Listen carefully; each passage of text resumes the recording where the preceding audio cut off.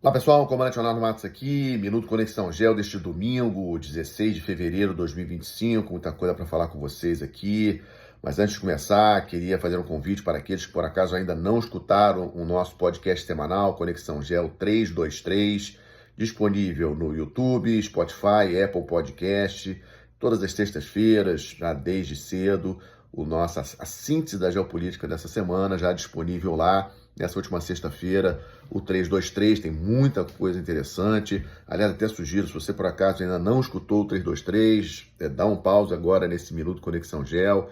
Vai lá, escuta, depois volta e assiste, porque esse Minuto Conexão Gel está complementando coisas que eu falei na sexta-feira.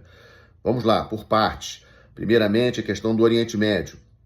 No final das contas, ontem, sábado, 3 reféns foram libertados pelo Hamas. Vocês lembram que o Trump tinha ameaçado que todos os reféns deveriam ser libertados até meio-dia de sábado.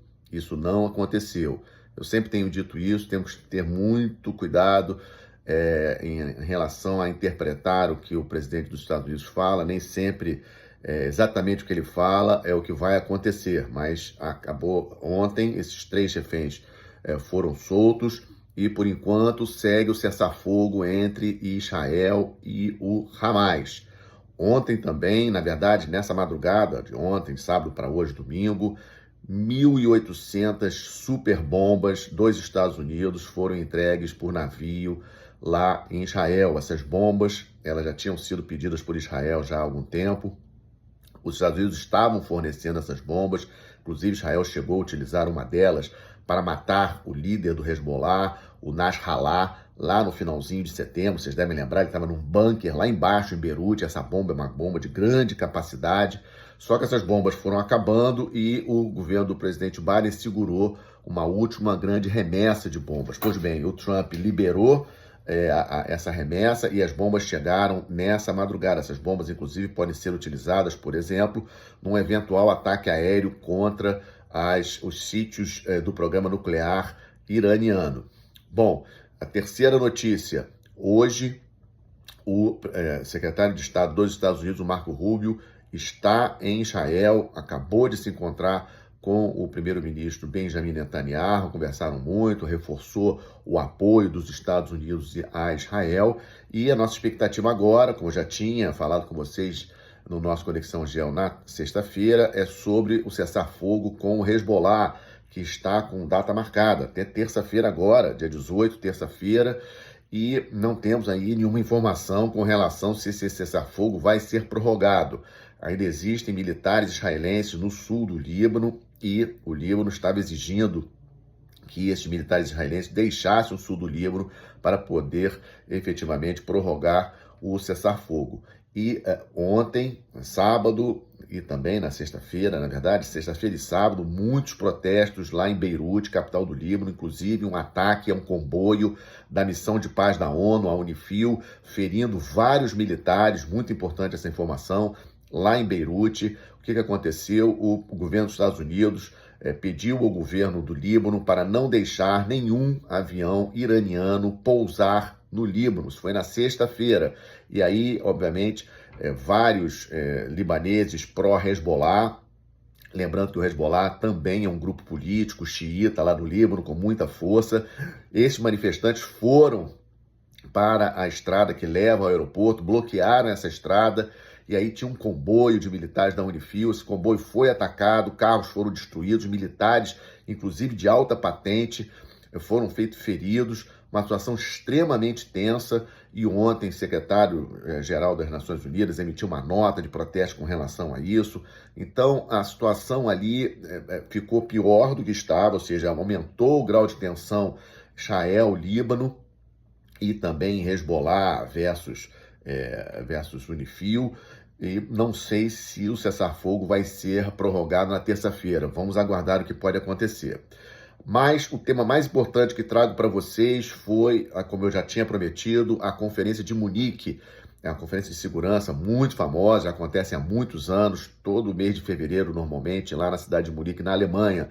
Essa conferência termina hoje, começou na sexta-feira, e o discurso que mais impactou acabou sendo do vice-presidente dos Estados Unidos, o J.D. Vance, ele falou claramente que o maior problema da Europa não é a Rússia, não é a China, o maior problema da Europa é com ela mesma, questão de democracia, não deixando aí liberdade nas redes sociais, questão também dos imigrantes. Isso, obviamente, caiu como uma bomba entre os europeus e os bastidores e várias outras entrevistas que foram feitas, inclusive, com autoridades dos Estados Unidos, deixou claro que a proposta do presidente Trump dessa reunião de paz com a Rússia não agradou em nada à Europa, porque excluiu a Europa dessas negociações que vão começar essa semana na Arábia Saudita. Inclusive, a previsão é que o secretário de Estado, Marco Rubio, deixe Israel e vá para a Arábia Saudita,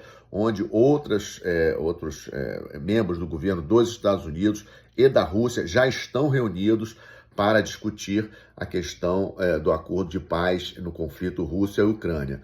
A informação do lado americano é que os ucranianos foram convidados, mas o Zelensky, ontem, sábado, no seu discurso, disse que eles não foram convidados. Inclusive, o Zelensky fez uma proposta clara de que a Europa precisa de um exército europeu.